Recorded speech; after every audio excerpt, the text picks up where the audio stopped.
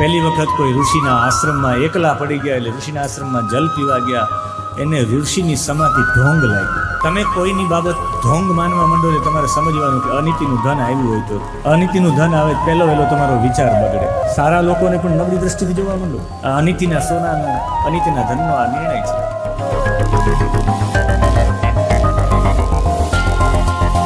રાજા પરીક્ષિત ફરતા ફરતા ગયા હશે ને એક મોટો એના પૂર્વજોનો મહેલ જોયો. કૃષ્ણની કંઈક મને યાદી મળી જાય એના માટે બધા મહેલ ખોલાયો, પેટારો ખોલાયો, તો એમાંથી મુકુટ નીકળ્યો.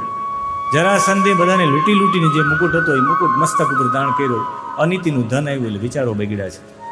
પહેલી વખત કોઈ ઋષિના આશ્રમમાં એકલા પડી ગયા, એટલે ઋષિના આશ્રમમાં જલ પીવા ગયા, એને ઋષિની સમાધિ ઢોંગ લાગી. તમે કોઈની બાબત ઢોંગ માનવા માંડો એટલે તમારે સમજવાનું કે અનિતિનું ધન આવ્યું હોય તો અનિતિનું ધન આવે પહેલો વહેલો તમારો વિચાર બગડે. સારા લોકોને પણ નબળી દ્રષ્ટિથી જોવા માંડો. આ અનિતિના સોનાનો, અનિતિના ધનનો આ નિર્ણય છે. એને એવું થયું કે આ સમાધિમાં ખોટો બેઠો એની હમણાં સમાધિ તોડીને હું કાનની બાજુમાંથી તીર પસાર કરું, અવાજ આવે, તત્કાલ ઊભો થઈ જાય તો જ આવે.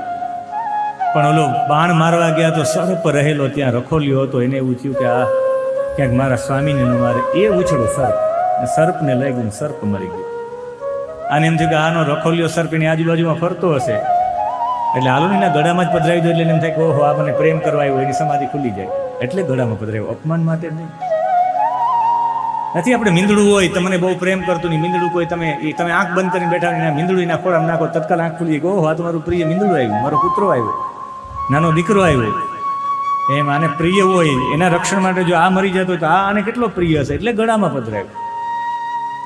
વાલ કરવા માટે અમુક પ્રાણીઓ વાલ કરવા માટે ગળામાં જ આવે. બધા કે મહાદેવજીએ ગળામાં સર્પ રાખ્યો. ના ના, સર્પે મહાદેવને વાલ કરવા માટે ગળામાં રહ્યા છે. મહાદેવજી નથી રાખ્યો. તમને જેનાથી વાલ હોય ને, તમે તમારા દીકરા કે દીકરીને વાલ હોય તો અહીંયા બેસાડશો, એને ગળાથી ભેટશો, ગળા સુધી લગાડશો. અતિ પ્રેમની નિશાની છે. એટલે એના ગળામાં નાખ્યો કે અતિ પ્રેમ કરતો તો આની હાલત શું થાય, તો એ તો સમાધિમાં. પછી નીચું મોઢું કરીને નીકળી ગયા ત્યાંથી. વિદ્યાર્થીઓએ જોયા કે આપણા રાજા નીકળ્યા છે. જોયું તો રખોલ્યો સર્પ મરેલો હતો, એ સર્પ ગળામાં પધરાવેલો હતો. બધાએ સમાચાર આપ્યા. નાનો બાળક રમતો હતો બાળક સાથે, એનો દીકરો જેનું નામ હતું શ્રીંગી, કે આપણા ગુરુજી શમિક ઋષિના ગળામાં આવી રીતે સર્પ પધરાવ્યું, આવું અપમાન કર્યું. એણે એ દ્રશ્ય જોયું નહોતું. શા માટે? કંઈ જોયું નહોતું. એટલે તત્કાલ ત્યાં કૌશિકી નદીમાં પ્રવેશ કરી હાથમાં જલ લઈને શ્રાપ આપી દીધો.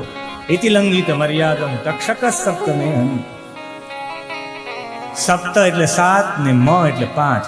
સપ્તમે એટલે 7 ને 5 12. 12મા દિવસે તારું મૃત્યુ થાય એવું કહી દીધું. પછી ઘરે આવ્યા, ગળામાંથી સર્પ ઉતાર્યો. પિતાજી સમાધિમાંથી બહાર આવ્યા. ખબર પડી કે શ્રાપ આપ્યો છે. ત્યારે ભારતનો ઋષિ રડ્યો છે કે આ હા હવે જાઓ, હવે 7 જ દિવસ બાકી રહ્યા છે. 7 દિવસમાં એનું મૃત્યુ છે. હવે તમે કહેવાય 7મા દિવસે તક્ષક કરશે. આને સમાચાર મળ્યા ત્યારે 7 જ દિવસ બાકી હતા. અને 7 દિવસ બાકી હતા એટલે પૂજ્ય કૃષ્ણશંકર શાસ્ત્રીજી દાદાજીએ અર્થ કર્યો છે. અનેક ટીકો પેતમાં દક્ષિણના 2 મહાપુરુષોએ પણ એની ટીકામાં સપ્તમે હનિનો આવો અર્થ કર્યો છે. આપણે એમ થાય એટલા દિવસો તો લાગ્યા હોય ને ત્યાં જાય એને સમાચાર મળે, બધું છોડે, એટલે 7 જ દિવસ બાકી હતા.